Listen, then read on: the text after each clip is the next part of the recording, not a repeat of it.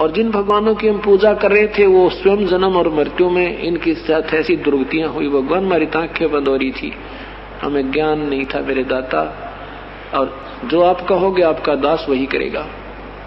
परमात्मा ने कहा जो पूजाएं की तुमने रखी हुई है ना, मूर्ति वगैरह, वो नहीं रहनी चाहिए, उसको जल प्रवाह कर दो समुद्र में। और केवल कहते हैं गुरु की पूजा में सब पूजाएं आ जाती है, क्योंकि उसमें इतना ज्ञान था नहीं। केवल यही सतगुरु ने बताया कि गुरु की पूजा में सब पूजाएं आ जाती। वो स्वयं मालिक आए हुए थे, उपदेश ले लिया, और सतगुरु की हाथ से बनी हुई चित्र मिलते थे वहां पर, वो ले लिए और जहाज लेकर के चल पड़ा विदेश के लिए।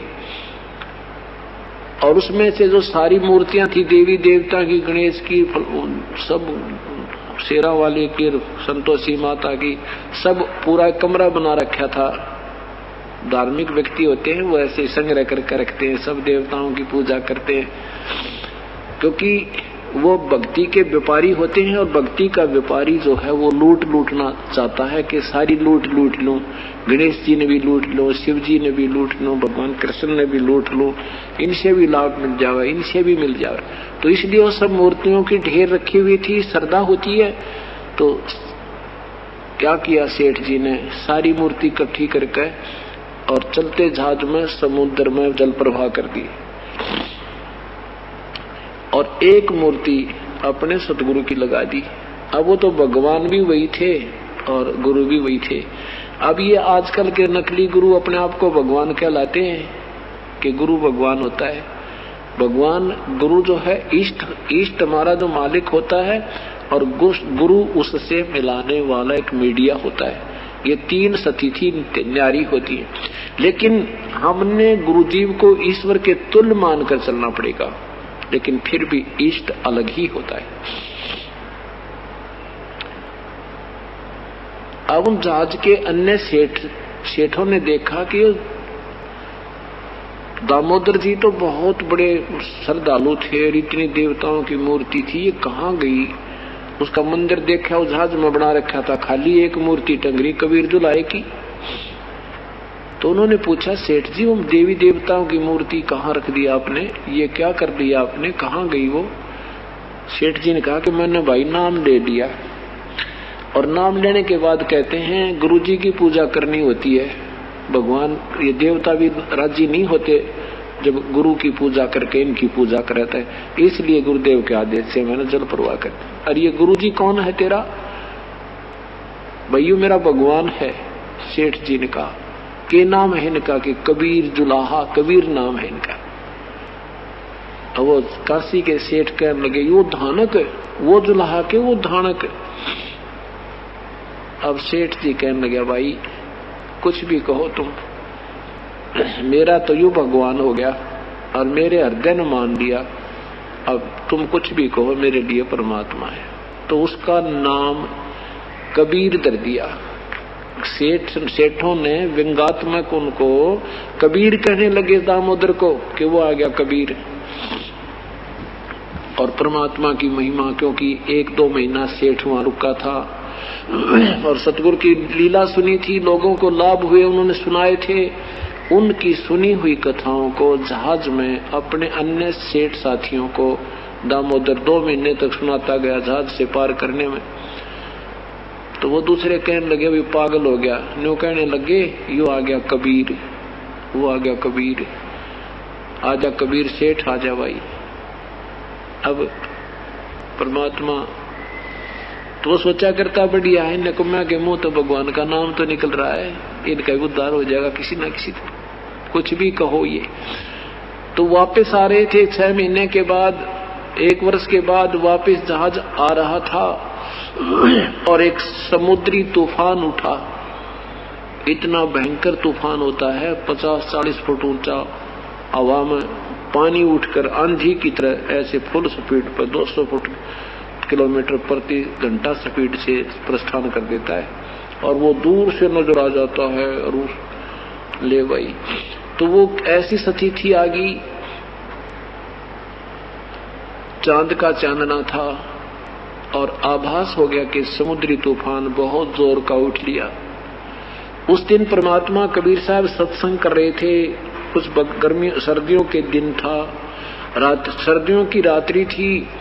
आसपास भक्तजन बैठे थे, पर वो अपना सत्संग कर रहे थे। ऐसे सत्संग करके ऐसे किया, आसपास बैठे भक्तों के पानी के घने छींटे लगे, जैसे नो पूरा जो है ना एक हाथ में लेकर चलू भरकर ऐसे मार दिया करे नो।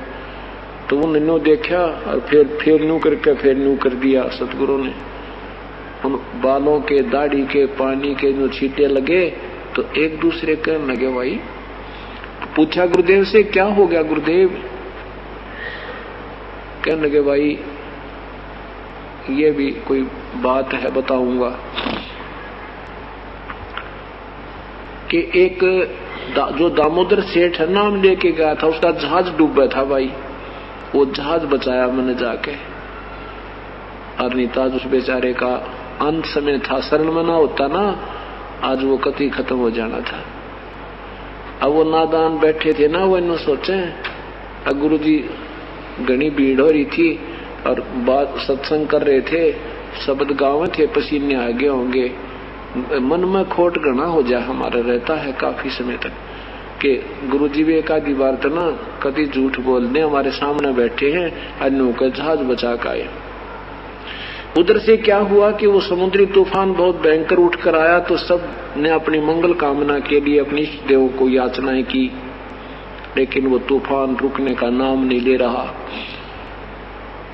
और जहाज भी ऐसे ऐसे लगा होने, और दामोदर सेठ बैठे आराम से।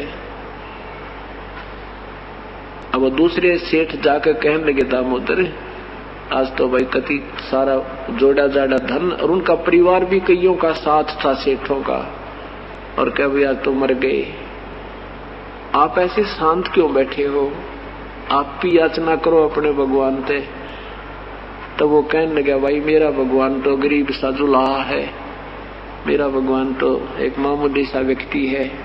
आपके भगवान श्री कृष्ण जी ने पाठ उठाया था, आपके भगवान जी ने हनुमान जी ने पाठ द्रोणागिरी उठाई थी, इसे मोटे मोटे गदा ले रहे।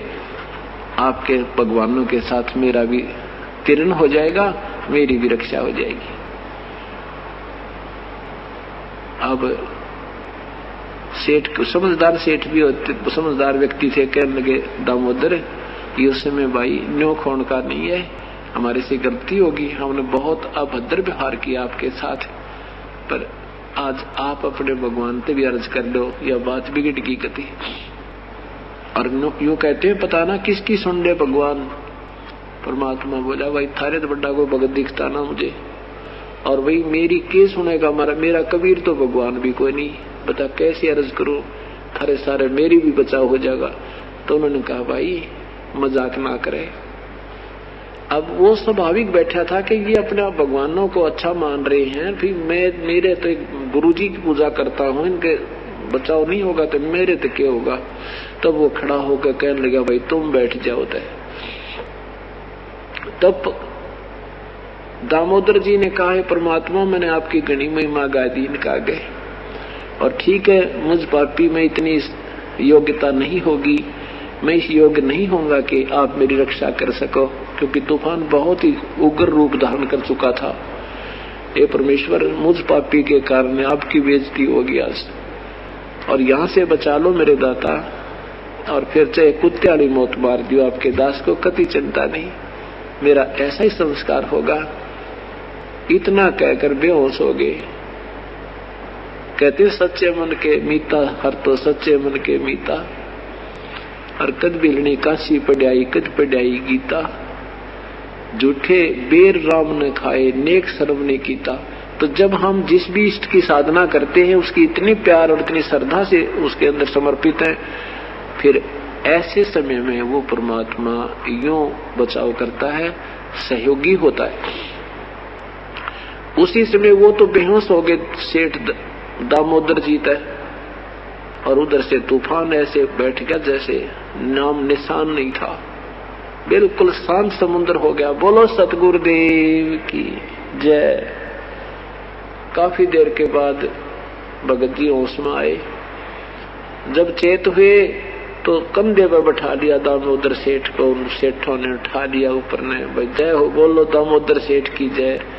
वो बोला मेरे भगवान की जय बोलो, बोलो कबीर परमेश्वर की जय। और सबने ये कहा भाई दामोदर अब जाते ही हम कबीर परमात्मा के चरणों में समर्पण करेंगे। हमने सबने ये कसम खाई है कि आजीवन बच गया तो हम दामोदर वाले सेठ के गुरुदेव से नाम लेंगे, आजीवन चरणों में रहेंगे। हमने भाई जाते नाम लेना।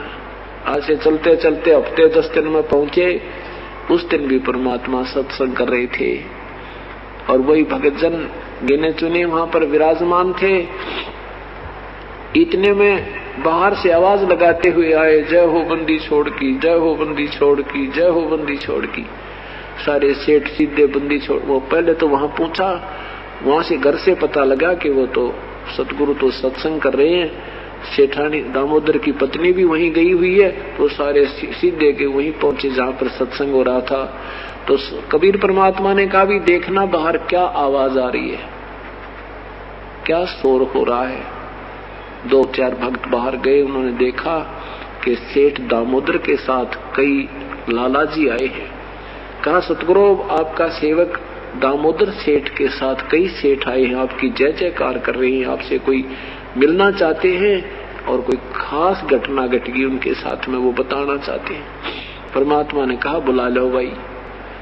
अब चरणों में दंडवत प्रणाम करो, एक टांग का खड़े होकर आंखों में पानी भरकर रोवे। और वो दूसरे सेठ कहते हैं भगवान हमने आपके बारे में आपके दास को बहुत दुखी किया, हम पापियों का उद्धार करो। और फिर कहते हैं भगवान आज आपकी दया से आपने अपने हमारा जीवन की रक्षा हुई, हमारे बच्चों की रक्षा, हमारा धन बच गया, हमारा जहाज बच गया। ये परमात्मा ने कोई आसार नहीं थे हमारे जहाज बचने की। आपने अपने बच्चे की बड़ी पुकार सुनी, आपको याद करके यू बेहोश हो गया दामोदर। ये भगवान आपने तुरंत जहाज रोक दिया, जहाज बचा दिया, समुद्र का तूफान रोक दिया मालिक, हम आपके चरणों में आए हैं। तो परमात्मा ने उन सब को उपदेश दिया। और वो आसपास बैठे वो मूर्ख भक्तजन क्या सोच रहे थे कि गुरुजी के पसीने आगे इसलिए कह रहे और वो झूठ बोल रहे हैं। मन मन में संकल्प कर रहे थे कि झूठ बोल रहे हैं। बताओ हमारे पास बैठे नो के दामोदर का जहाज बचा दिया भाई, वो डूब गया होता, शरण मना होता तो उसका संस्कार कति डूबने का था। तो उनका पसीने आ गए तो वो भी चरणों में पड़ गए, रोने लगे, कहने लगे प्रभु हमारे मन में भी नीचता थी, मेरा हमने ऐसे सोचा था उस दिन आपने ये छींटे लागे ना मारे आपके बालों के पानी के। ये परमात्मा आप अंतर्यामी हो, हमारे मंदिर का खोट आप बिना कौन निकाले मालिक, हम नीच गणे हैं। हमने ये सुनी नहीं थी सतगुरु आज तक ऐसी भगवान किया करता है, सुनी थी पर आख्या ना देखी थी, आज आंखों देख ली, मेरे मालिक क्षमा करो। परमात्मा ने कहा कोई बात ना बेटा, जो गणा बिगड़ा हुआ काम से यू मन में सेट होगा। कहते हैं धर्मदास यहाँ गणा अंधेरा बिन परिचय दिलजम का चेहरा। कबीर साहब कहते हैं कि वो संत नहीं जो चमत्कार करता है, दुनिया को बेवकूफ बनाता है अपनी लीला दिखा कर, और वो संत भी नहीं जिससे चमत्कार ना हो। ये दोनों बात कैसे कि एक दो सिद्धि प्राप्त करके या छोटी मोटी अपनी जंतर मंत्र करके दुनिया को आकर्षित करने के लिए विशेष क्रिया करते हैं, वो पाखंडी लोग होते हैं। और संत करते नहीं, उनसे आप होया करें, उनसे आप ही होते हैं। और जिस संत से ये चमत्कार नहीं होते वो संत भी नहीं होता। इस प्रकार उन पूर्व सारे के सारे भक्तों ने उपदेश लिया और जिनके मन में वो शंका थी वह भी मालिक ने दूर की। हम गिर गणे गए, हमारा 70 भक्ति में गढ़ा गिर गया और हम इतने कर्महीन हो गए, ज्ञानहीन हो गए कि सत्य ज्ञान को और सत्य शक्ति को शीघ्र से ये मन स्वीकार करने नहीं देता। और ये सब विकार निकालने के लिए सत्संग किए जाते हैं, आपको यहाँ बुलाया जाता है, ये रह कर ये आपको एक पढ़ाई जाती है ताकि मन पापी आपने बीच में डामाडोल ना कर दे, आपका बेड़ा पार हो जाए। और एक दिन इसी प्रकार आपका बेड़ा पार भी होगा, क्योंकि करत करत अभ्यास से और जड़मती होत सुजान रसरी आवत जात ते सिल पे पड़े निशान। पत्थर भी निशान हो जाता है। ऐसे बार बार की सत्संग सुनेंगे, अपने भगवान की महिमा सुनेंगे, ये मन सरेंडर कर देगा। एक दिन अर्जुन कहेगा भगवान कबीर साहब ही है।